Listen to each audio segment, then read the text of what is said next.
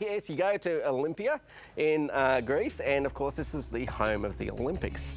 Hundreds of years before Christ, Greek athletes would gather at this particular location, and here they'd have a great celebration of athletic prowess. To the victor, of course, goes the various wreaths and the honour. The honour would flow back to their home city, and just imagine it, if you could go in an Olympic race, you were the best in your city. If you could win an Olympic race, you were the best in the entire nation of Greece. It didn't take long, a few centuries, and then other countries began to become involved. And the winner of the Olympic Games of ancient Greece were, he was considered to be the athlete amongst all athletes. Man, you'd want to win. They held these particular games in various locations. And so the Olympics weren't just held in Olympia in ancient times, they also had games here in the city of Corinth. The Corinth Olympics, if you like. And at Corinth, St. Paul visited in the time of Christ. Here in Corinth, of course, he wrote his famous chapter of love, saying love's all that matters, and that life can be renewed.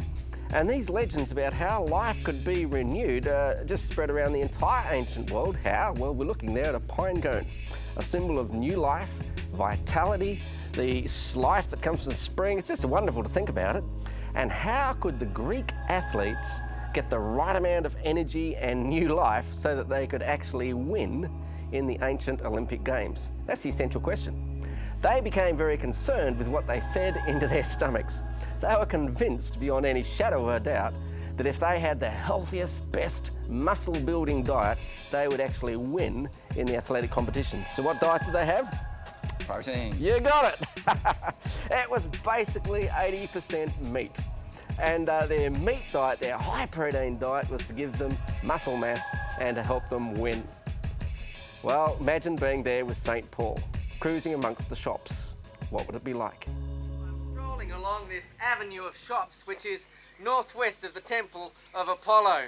There is no reason why the Apostle Paul would not have come to this very avenue of shops and gone browsing for his lunch. Here he could have bought some fine Greek salads or a piece of lamb, sat down, refreshed himself at a little cafe, an avenue of shops, ancient Corinth. Oh yes, and there it is, the shops there in Corinth. And imagine all the things an athlete could buy in the time of Jesus Christ. Was St. Paul concerned with what humans eat? Does God have an interest in helping us to become healthy? We're going to discover that in Bible time.